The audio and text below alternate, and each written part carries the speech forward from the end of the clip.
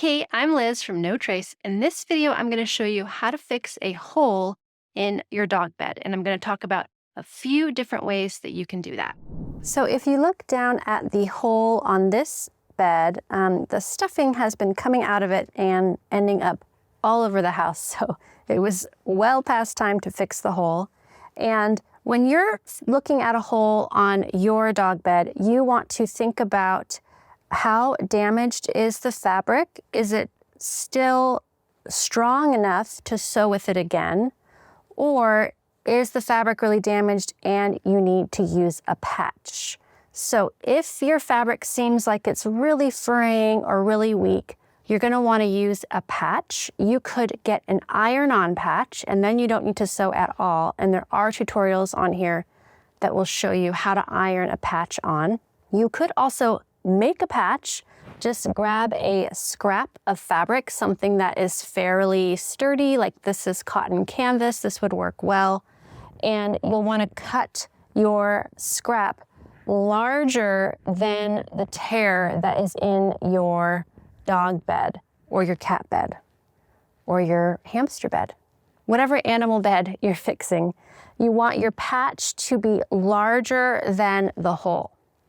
And if you decide to patch the hole, you're going to want to pin the patch over the hole, and then you're going to want to sew all around the edges of the patch. And you might want to also sew over the raw edges. If you're using scrap fabric and you're not using an iron-on patch, you'll probably also want to reinforce these raw edges either by doing a really simple fold over hem or maybe just a zigzag stitch around the edges, and then you'll want to cover the hole with the patch. In this video, I'm going to show you how to sew the hole closed by hand.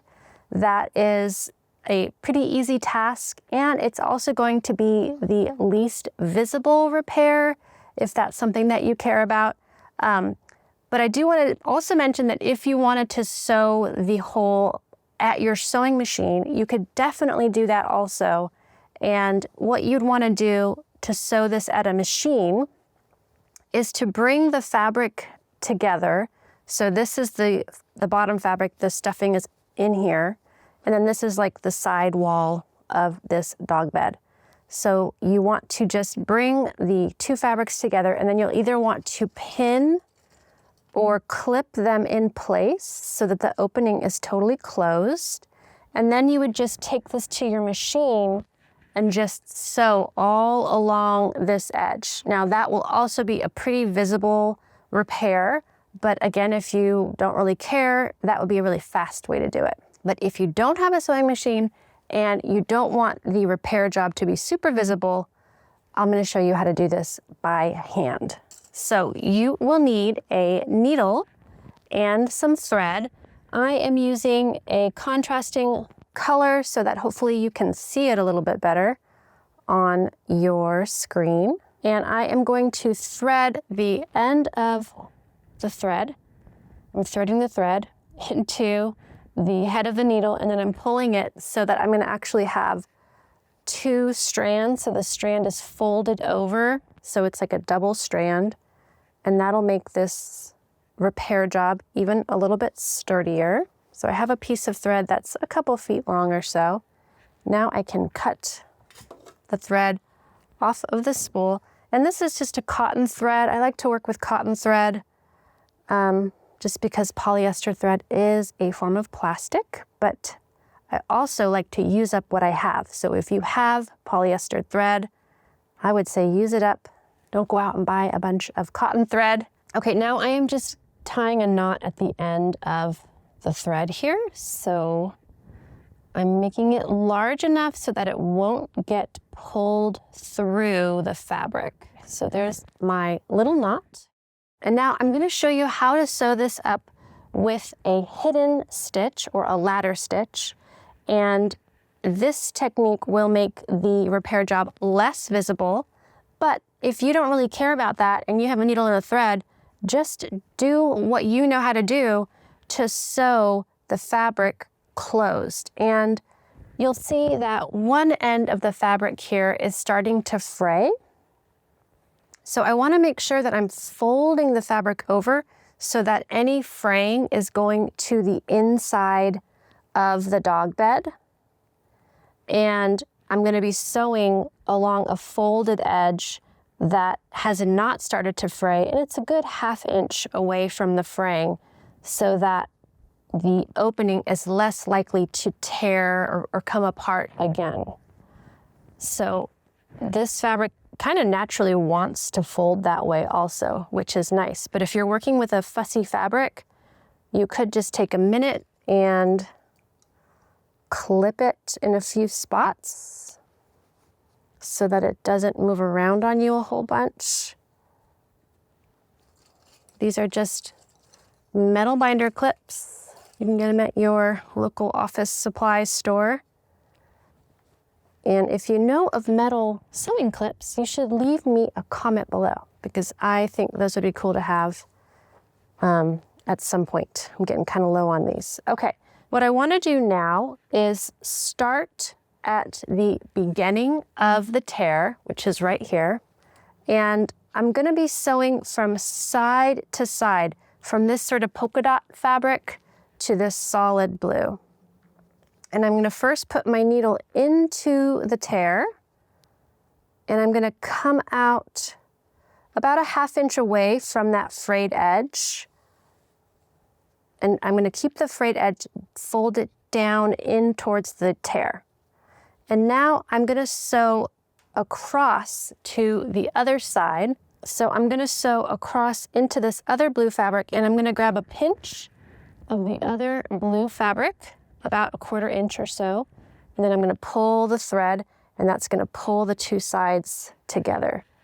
Now I'm going to go across the tear, and I'm going to grab a pinch from the polka dot fabric, and I'm still sewing about a 1/2 inch away from the fray. The fray is still down towards the inside of the bed. Okay, and I'm just pulling tight.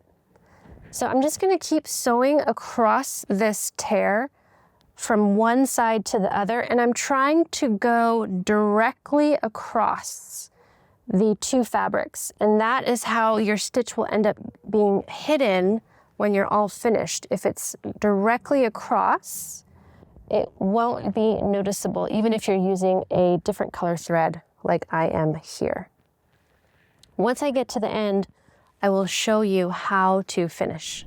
Okay, I have made it all the way across the opening, and I want to show you how to tie the end here. When you finish sewing up the hole, you can see that if I pull on it, you can see some of the stitches, but for the most part, they are pretty hard to see. And if you use a matching thread, they would be really hard to see. Okay, so I'm at the end here.